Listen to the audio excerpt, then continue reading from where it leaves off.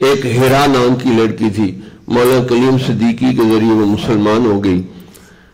پھر ماں باپ ہندو تھے، بڑا سمجھایا، لیکن وہ تو ایمان اس کے دل کی تہہ تک چلا گیا تھا۔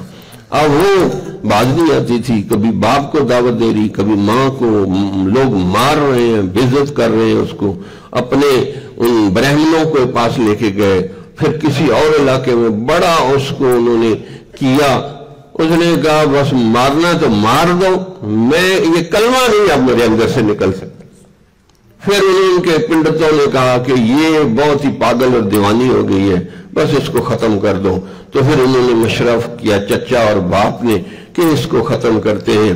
تو انہوں نے تیل کا بڑا ڈرم کین منگوایا اور ایک دن پہلے جا کے کھڈا کھودا اور کہا کہ تمہیں ہم پھپھی کے گھر لے کے جا رہے ہیں۔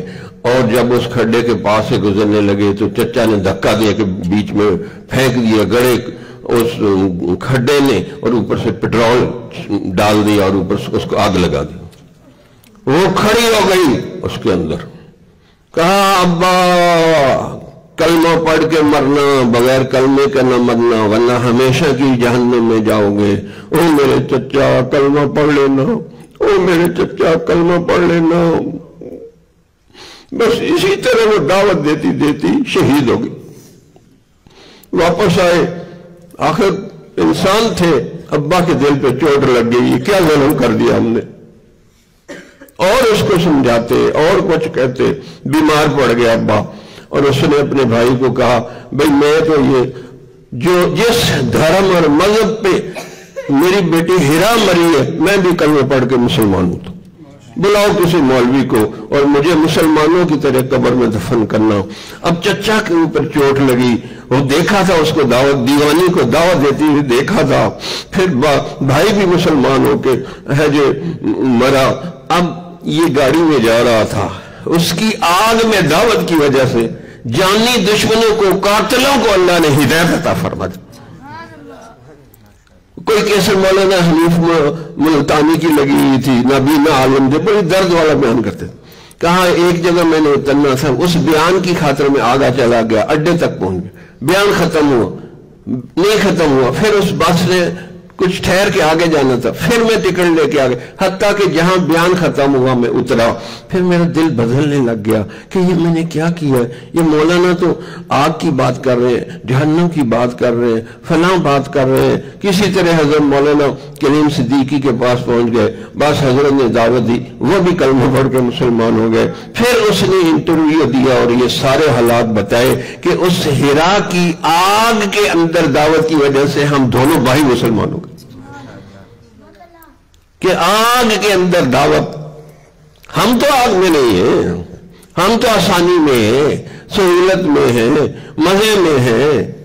کالج یونیورسٹیوں میں بے حیائی کی آگ لگی ہوئی ہے، ہم وہاں جانے کے لیے تیار نہیں۔ مسجد میں درد والا غم والا بیان کرنے کے لیے تیار نہیں۔ اللہ اکبر کبیرہ۔ سوچو اگر نبی صلی اللہ علیہ وسلم یہاں موجود ہوتے تو حضور کو رات کو نیند آ جاتی کہ میری بیٹیاں بغیر کلمے کے مر رہی ہیں، میری بیٹیاں جو ہے ننگا ہو کے پھر رہی ہیں، اور یہ سائن بورڈوں پہ ہے جی عورتوں کی تصویریں لگی ہوئی ہیں، بچوں کو ہے جی چھوٹی عمر میں فضولیات دکھا دی۔ کیا کیا معاشرے میں ہو رہا ہے، اور ہم رات کو سو جاتے ہیں، ہمیں کوئی غم نہیں، کوئی فکر نہیں، کوئی دعا نہیں مانگتے، کوئی درد والی بات نہیں کرتے۔ تو اس لیے قیامت والے دن نبی کے سامنے پیش ہونا پڑے گا، صحابہ کے سامنے پیش ہونا پڑے گا، اللہ کے سامنے پیش ہونا پڑے گا۔ وہ پیشی بڑی خوفناک پیشی ہوگی۔ حکم ہوگا خذوہ ثم الجحیم صلوہ ثم فی سلسلۃ ذرعها 70 ذراعا فاسلکوہ، ان کو 70 لمبی زنجیر میں پرو دو۔ انہ کان لا یؤمن باللہ العظیم، یہ اللہ کی باتوں پر ان کو یقین ہی نہیں آتا تھا۔ ادھر ادھر کی باتوں پر ان کو یقین آتا تھا، یونیورسل چیلنج باتوں پر ان کو یقین نہیں آتا تھا۔ فَبِأَيِّ حَدِيثٍ بَعْدَهُ يُؤْمِنُونَ، تو اللہ کی باتوں کے بعد کس بات پر ایمان لاؤ گے؟